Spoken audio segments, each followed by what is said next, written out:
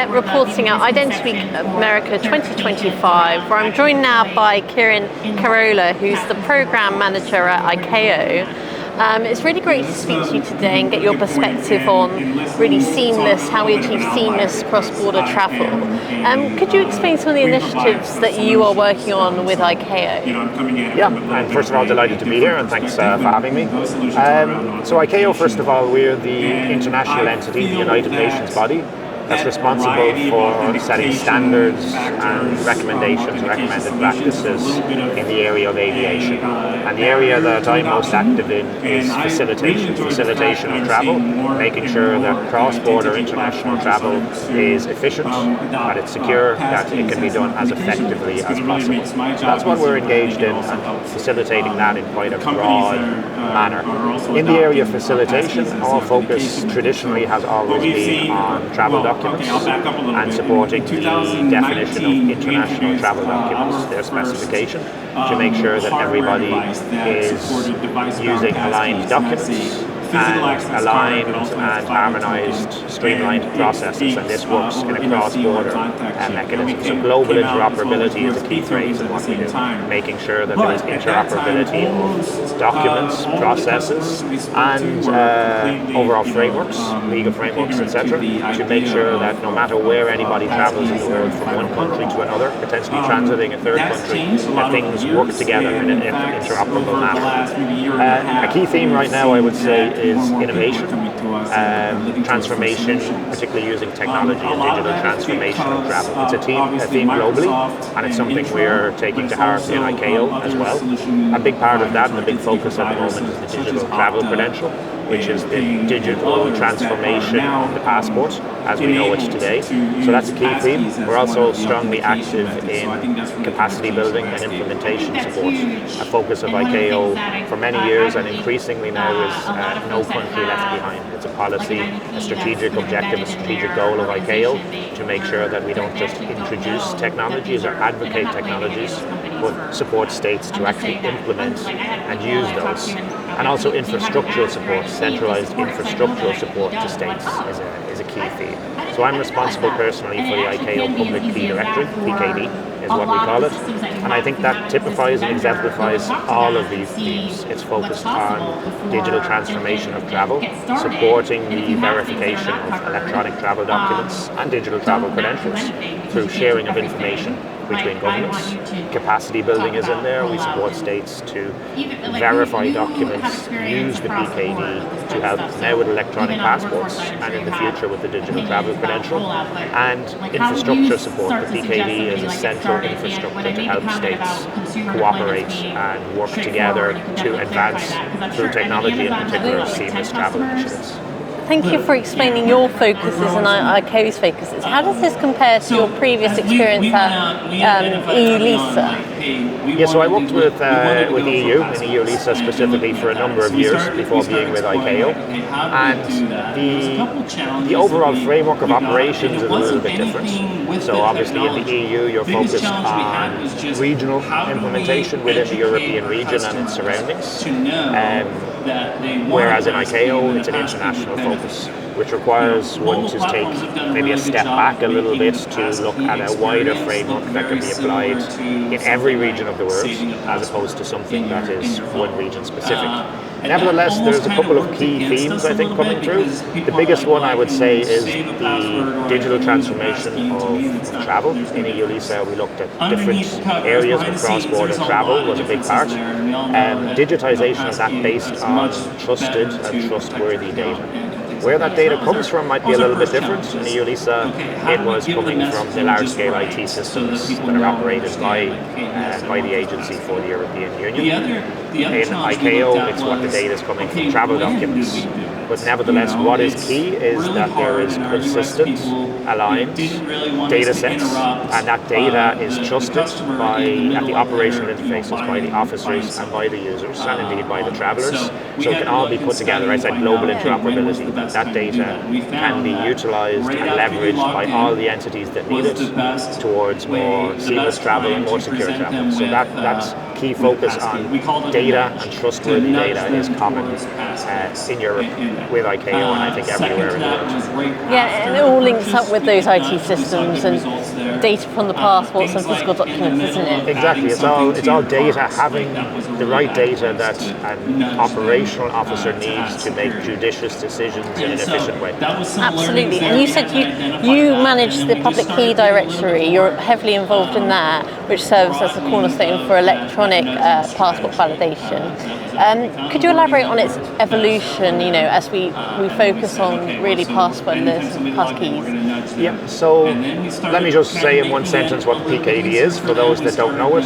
It's an international system, an IT system that connects governments worldwide to share public keys. Public keys are needed to verify the digital signature.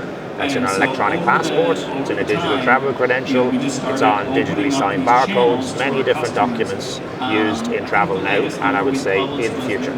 So we are sharing the public keys, in fact, through this PKD since 2007. So the system was established in 2007 to support the utilization of electronic passports, which had been specified by ICAO just a few years before that. At the time it was set up in 2007, we were, I think, 5 countries to begin with the PKD. So the biggest evolution of the PKD, I think, has been in terms of growth. Just in 2024, we hit our 100th participant. So states and governments opt in to use this PKD system, and we hit 100 participants. So that shows you the growth in appetite and utilization of travel documents over 18 years like we're looking at now. So that's the first milestone I think we see. The second thing I think we're seeing is the broadening of the scope. The utilization for different types of travel documents. So like I say, it was all about electronic passports first of all. But particularly in recent years, we've looked to support other types of credentials. So digitally signed barcodes are one that I mentioned. Into 2021, because we had the COVID pandemic, which fundamentally changed the idea of what documents we used in travel to include digital health documents. So in 2021 we introduced a service called the Health Master List for verification of health documents. We had the ICAO Master List in 2020, so just 1 year before, which was the core data needed for passports, what we call the CSCA certificates coming in. We've just introduced barcode signer certificates in 2023 for the leveraging for verification of barcodes for different purposes, for visas, for digital travel authorizations, e-visas, health credentials, etc. So that's quite a broader utilization. And I would say the other bigger development is a broadening of the user base.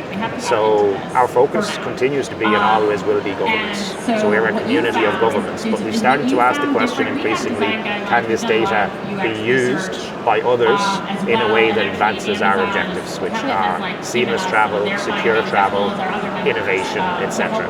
And in 2021 we launched a pilot of private sector use of PKD. So up until then, private sector weren't able to use PKD data in their solutions, in their products that would be for commercial purposes.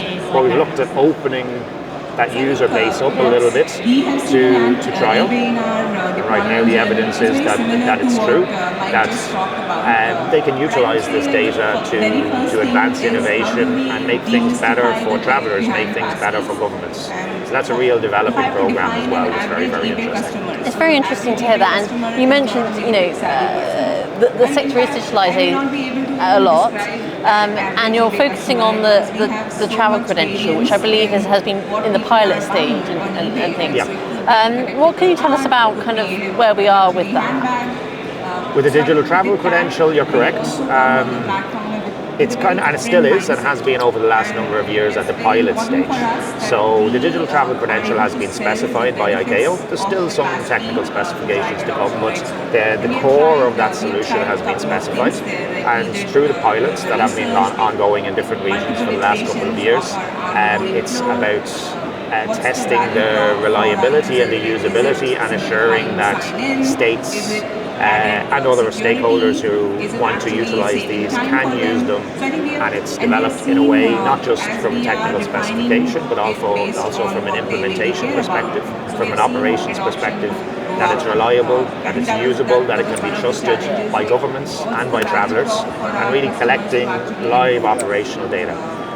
what we have now, I think, is confidence through the specifications and the operational pilots that there is something that it can be leveraged there globally in an interoperable way, again, leveraging technologies like PKD to really affect true seamless travel in a cross-border way. Up until now, a lot of things I think have been done in one country or on a bilateral basis or on a small-scale basis. But I think the digital travel credential and all of ICAO's technologies, what's key is they facilitate global usage.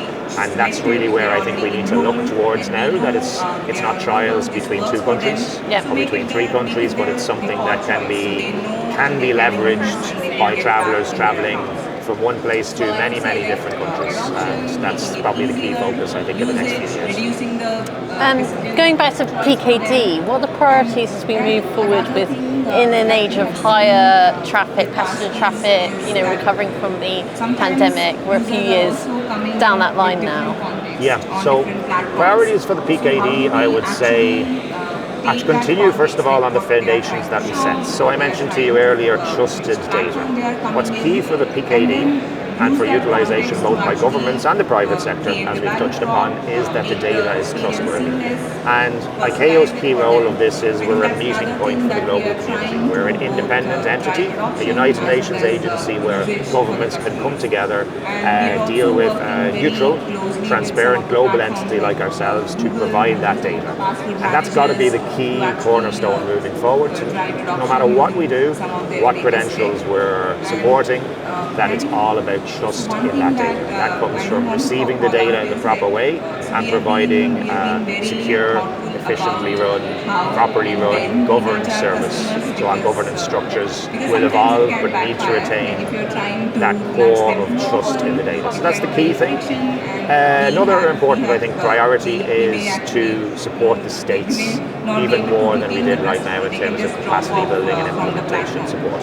So I mentioned we've reached 107 participants actually as I speak to you today. As we're enrolling more and more small states and developing nations, we need to make sure that they are equipped to make use of the system in a proper way. We don't want countries who sign up and want to be part of the system, but for whatever reason fail to do that. So capacity building is key, not just for those countries, but because it's a global community.